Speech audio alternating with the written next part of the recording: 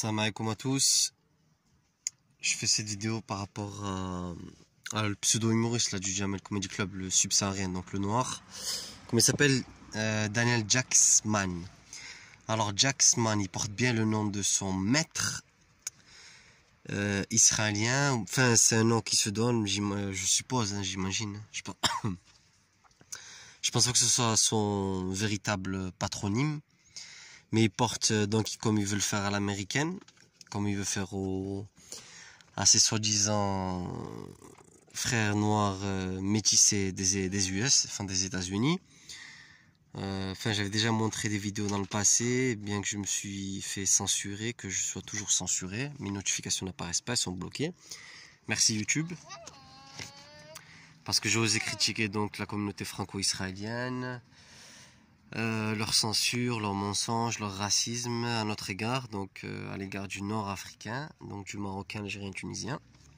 Et par contre, il y a une grosse complaisance et un favoritisme à l'égard du subsaharien, donc du noir.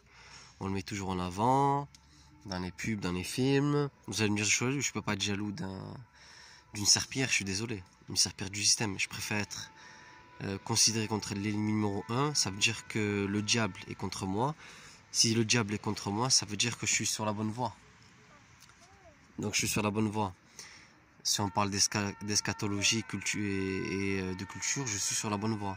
Par contre, si j'aurais été applaudi, mis en avant, favorisé comme les noirs subsahariens par le diable, ça veut dire que je suis juste une serpillière. Mais alhamdoulilah, je ne suis pas. Et comme beaucoup d'entre nous. Voilà.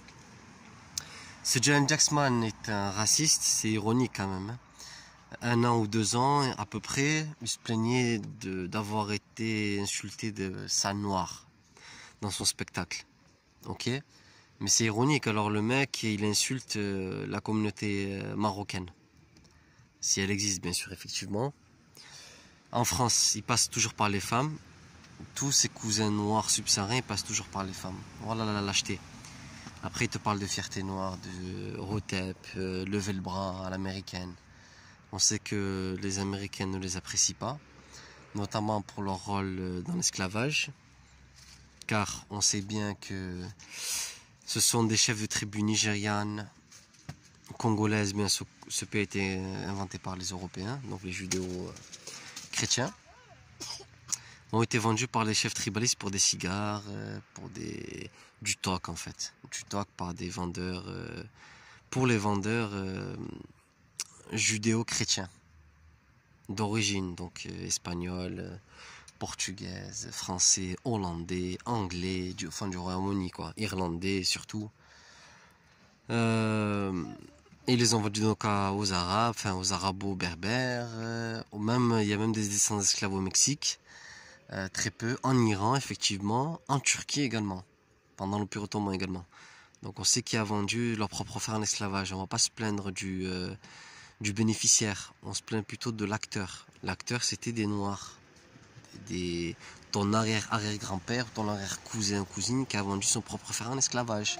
Donc à tous les autres, à tous les non-congoïdes, donc à tous les non-noirs. Donc il faut pas se plaindre. Donc ce raciste se plaint de racisme, il insulte les Marocaines. Pourquoi tu n'insultes pas le Marocain directement? Là, alhamdoulilah, il y a un frère marocain qui portait ses couilles et qui t'a donné rendez-vous dehors, tu as fait la victime, comme d'habitude. Hein. De toute façon, c'est dans votre ADN, la victimisation.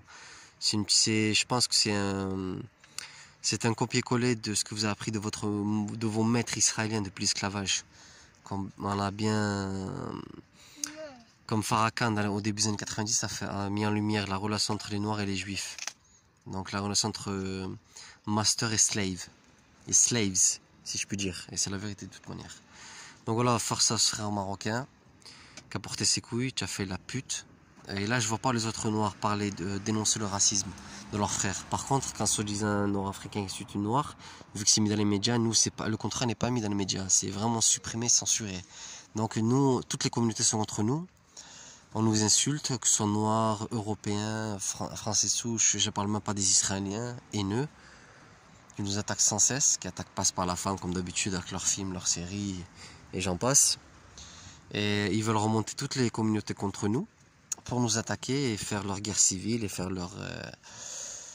comment on appelle ça, faire leur guerre des civilisations portée par les néoconservateurs dans les années 80.